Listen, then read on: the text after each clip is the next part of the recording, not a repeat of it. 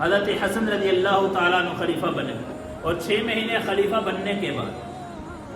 حضرت امیر معاویہ رضی اللہ تعالیٰ عنہ کے ہاتھ پہ صلح کر دی۔ نبی علیہ السلام ممبر پہ بیٹھے ہوئے، حضرت حسن سامنے سے آئے، جیسے وہ سامنے سے آئے ان پہ نگاہ پڑے، کہا اپنے گود میں بٹھایا، کہا یہ میرا بیٹا سردار ہے، کل ایک وقت آئے گا 2 مسلمانوں کی 2 جماعتوں کے درمیان اختلاف پیدا ہو جائے گا، میرا یہ بیٹا ان دونوں کے درمیان صلح کرنے کا ذریعہ بنے گا۔ اور یہی ہوا، 6 مہینے حکومت کرنے کے بعد امیر معاویہ رضی اللہ تعالیٰ عنہ کے ہاتھ کے اوپر صلح کی۔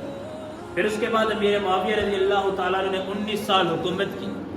سن 60 ہجری کے اندر امیر معاویہ رضی اللہ تعالیٰ عنہ دنیا سے رخصت ہوئے۔ اس کے بعد ان کا بیٹا یزید تخت پہ بیٹھا۔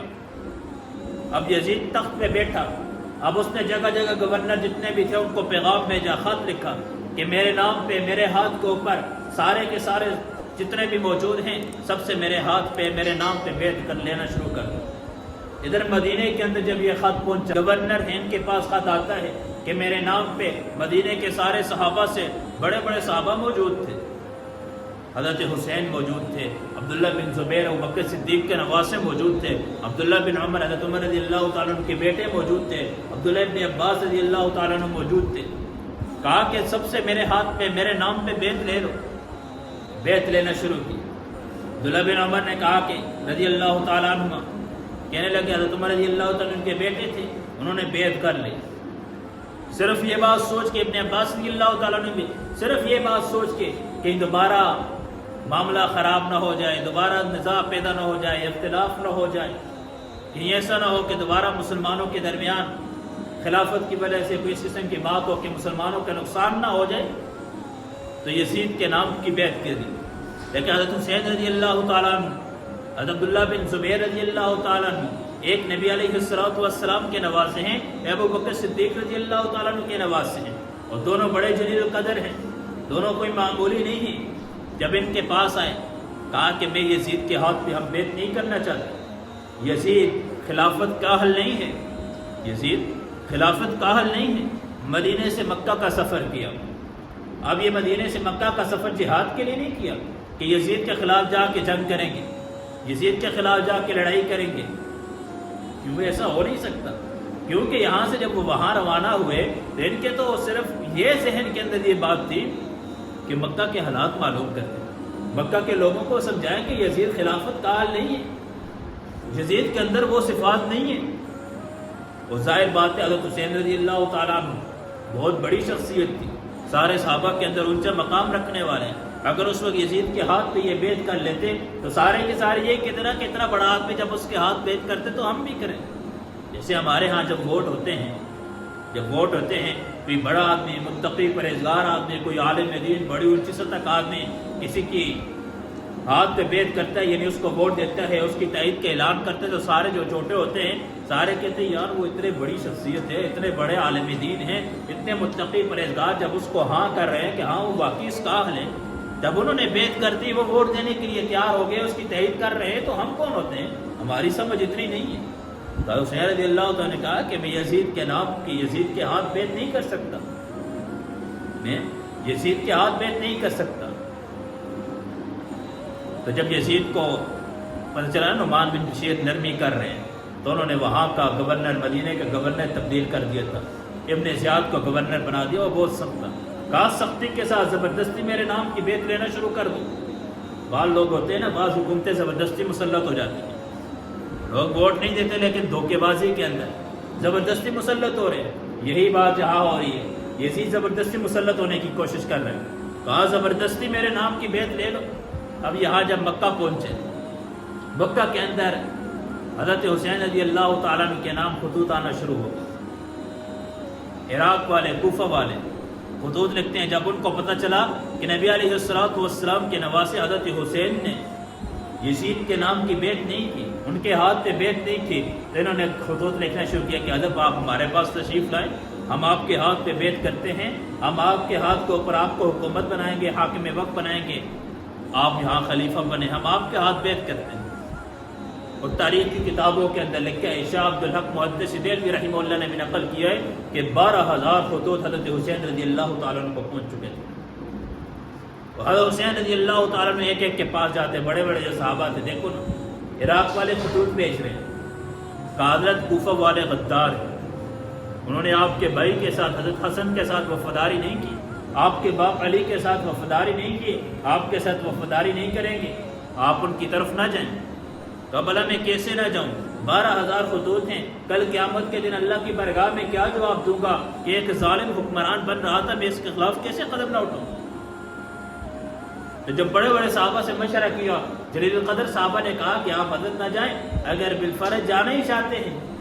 تو اس سے پہلے اپنا نمائندہ ایک بھیج دیں، کسی ایک کو جس پہ آپ کو اعتبار ہے، آپ اس کے انتخاب کریں اپنے خاندان سے، آپ اس کو کوفہ بھیجیں، وہاں جا کے حالات معلوم کریں، وہاں کے حالات آپ کے سامنے آ جائیں، جب تک اپنا آدمی خبر نہ دے تو یہاں سے روانہ نہ ہو۔ آپ معمولی شخصیت نہیں، بہت اونچی شخصیت ہے، نبی علیہ السلام کی نشانی ہے۔ اللہ کے نبی آپ کے ہونٹوں پہ بوسہ دیا کرتے تھے۔ اللہ کے نبی خطبہ دینے کے لیے ایک مرتبہ کھڑے ہوئے تو دونوں نواسے داخل ہوئے تو جیسے چھوٹا بچہ ہوتے ہیں بھاگتے بھاگتے گر جاتا ہے، تو جیسے کہ نبی علیہ السلام خطبہ چھوڑ کے بچے کی طرف گئے اور جا کے اپنے سینے سے لگایا اور پاس آ کے ان کو بٹھایا اور کہنے لگے واقعی مال اور جو اولاد ہے یہ آزمائش ہے، لیکن ان بچوں کی محبت نے مجھے یہاں سے ممبر سے اٹھایا، خطبہ دیتے ہوئے خطبہ چھوڑ کے میں ان کی طرف چلا گیا۔ آپ معمولی نہیں ہیں، آپ بہت اونچی شخصیت ہے، آپ کو ہم ایسے نہیں جانے دیتے۔ حسین رضی اللہ تعالیٰ نے مسلم بن عقیل کا انتخاب کیا رضی اللہ تعالیٰ عنہ، یہ حضرت حسین رضی اللہ تعالیٰ عنہ کی چچا زاد تھے، کہا آپ جائیں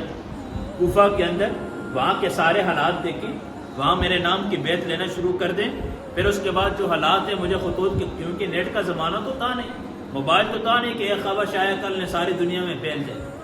وہاں پہنچنے کے بعد مجھے حالات سے واقفیت، مجھے سارے حالات کی واقفیت دے دیں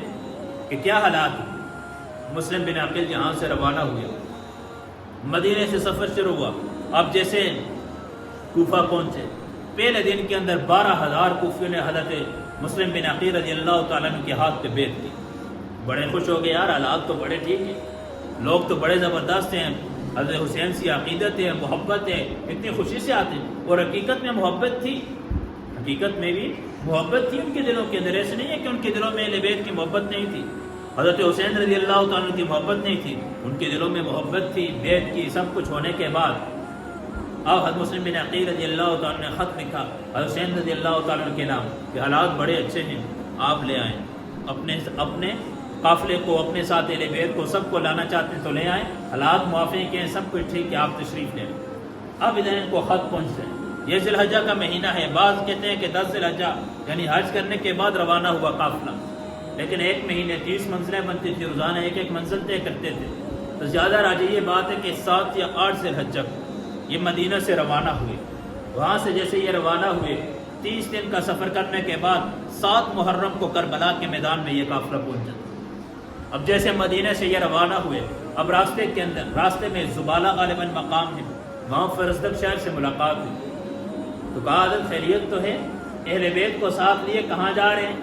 کہا کہ کوفیوں نے بلایا ہے، عراق کا سفر ہے، کوفہ جانا ہے، وہاں کے لوگوں نے خطوط بھیجے ہیں، 12,000 کے لگ بھگ خطوط میرے پاس آ چکے ہیں، وہ میرے ہاتھ پہ بیعت کرنا چاہتے ہیں اور وہ ظلم کا ساتھ نہیں دینا چاہتے، وہ ظالم کا ساتھ نہیں دینا چاہتے،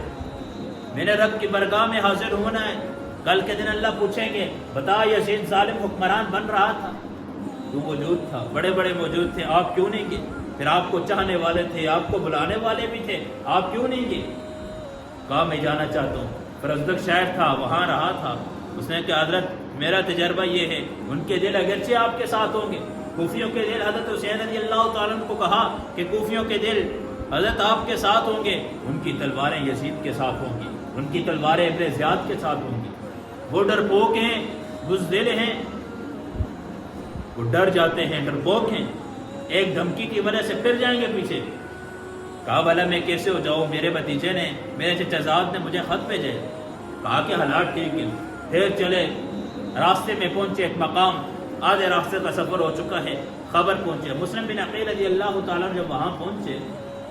ان کے ہاتھ پہ بیعت ہونا شروع ہوگی، تو جب یزید کو پتہ چلا کہ حالات خراب ہو گئے، سارے حضرت حسین رضی اللہ تعالیٰ عنہ کے ہاتھ پہ بیعت کرنا شروع کر دی، ان کے نام کی بیعت ہونا شروع ہو چکی ہے، تو اس نے فوراً وہاں کے گورنر کو چینج کر کے وہاں سے آرڈر بھیجا، حکومت وہاں کے لوگوں کو اس طرح پیغام بھیجا، اور بڑا سخت پیغام بھیجا کہ جو حضرت حسین رضی اللہ تعالیٰ کی نام بیعت کرے گا تو اس کے سر کو قلم کر دیا جائے گا۔ اور مسلم بن عقیل رضی اللہ تعالیٰ عنہ کو بڑے دردناک انداز سے شہید بھی کر دیا۔ 2 دن پہلے شہادت سے 2 دن پہلے مسلم بن عقیل رضی اللہ تعالیٰ نے حضرت حسین رضی اللہ تعالیٰ کو خط لکھا کہ حالات خراب ہیں۔ پہلے سارے وفادار تھے،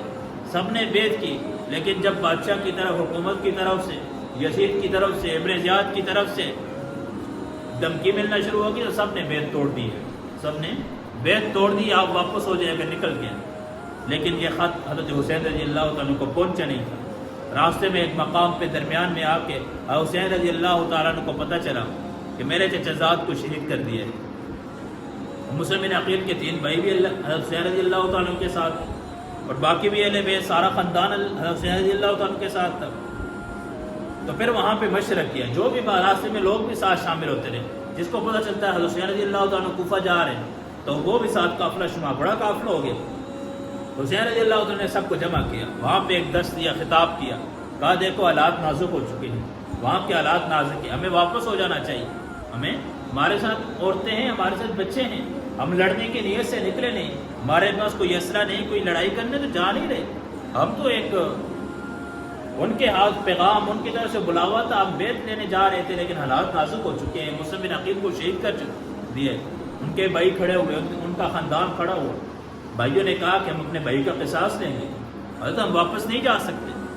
ہم واپس نہیں جا سکتے، ہم جا کے قصاص لیں گے، ہمارے بھائی کو ظلمن شہید کیا، کس وجہ سے شہید کیا، کیا عذر تھا شہید کرنے کا،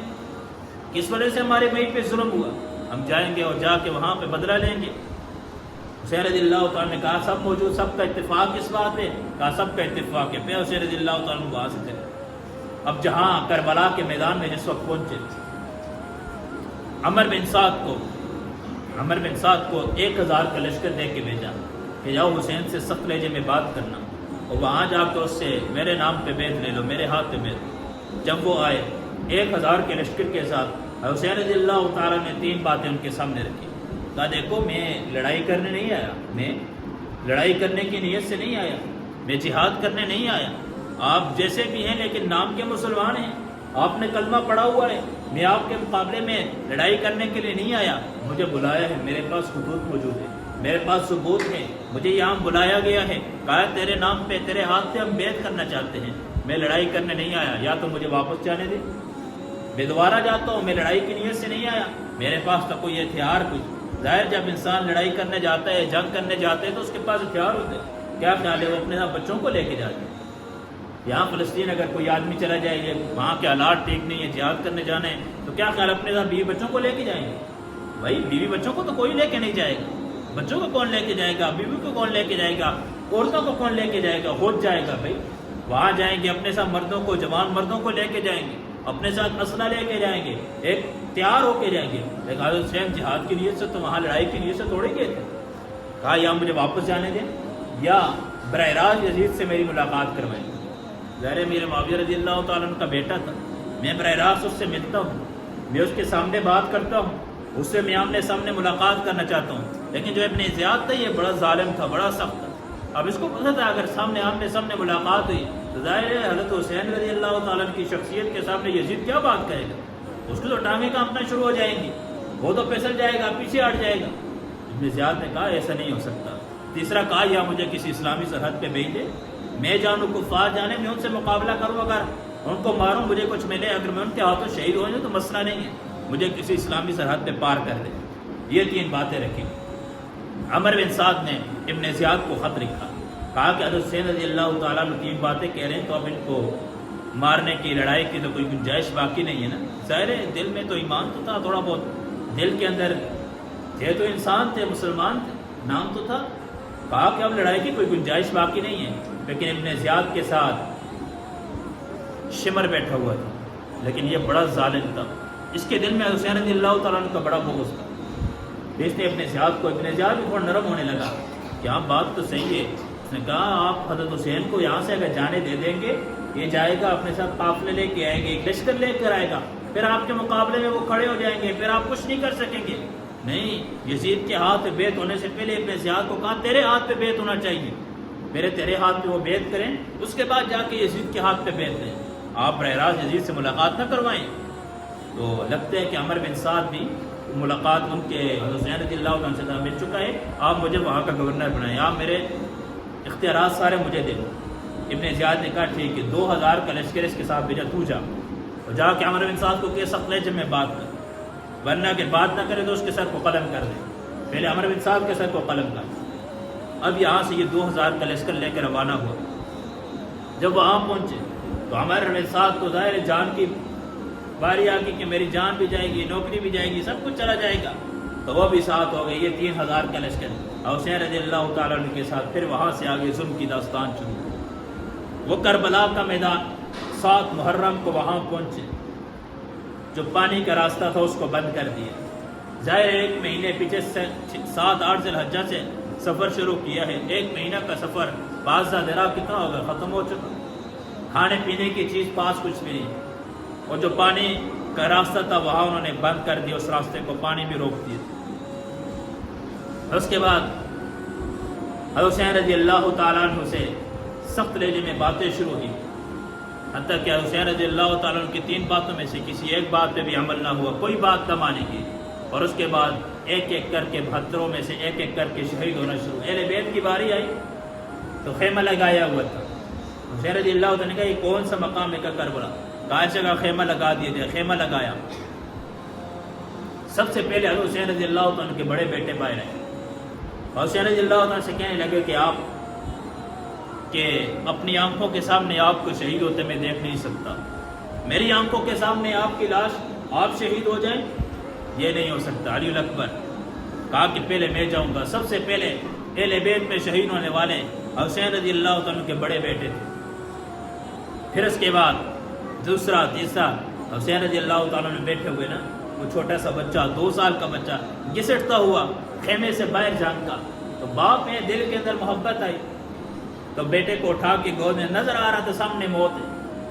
سامنے شہادت ہے، آج ختم ہو جانا ہے، تو بیٹے کو اٹھا کے اپنے گود کے اندر رکھا اور اپنے بیٹے سے لاڈ اور پیار کرنے لگے، بوسہ دینے لگے۔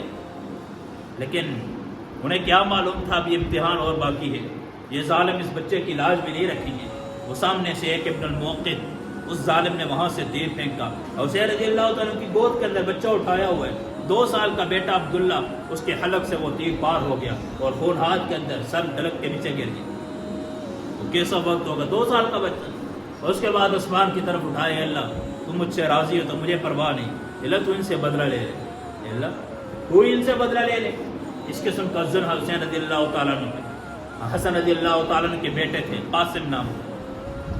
اہل بیت میں سب سے زیادہ اللہ نے ان کو حسن دیا تھا، خوبصورت تھے۔ ان کے بارے میں آتے ہیں جس وقت وہ میدان میں آئے تو یوں لگ رہا تھا جیسے 14ویں رات کا چاند آسمان سے اتر کے زمین پہ آ چکا ہے، تو ان ظالموں نے اس کو بھی نہ چھوڑا، جب ان پہ وار کی جیسے وہ گرے، انہیں کہا چچا، حضرت حسین رضی اللہ تعالیٰ عنہ کی آنکھوں سے آنسو آ نکلے، کہا بھتیجے بے بس ہوں،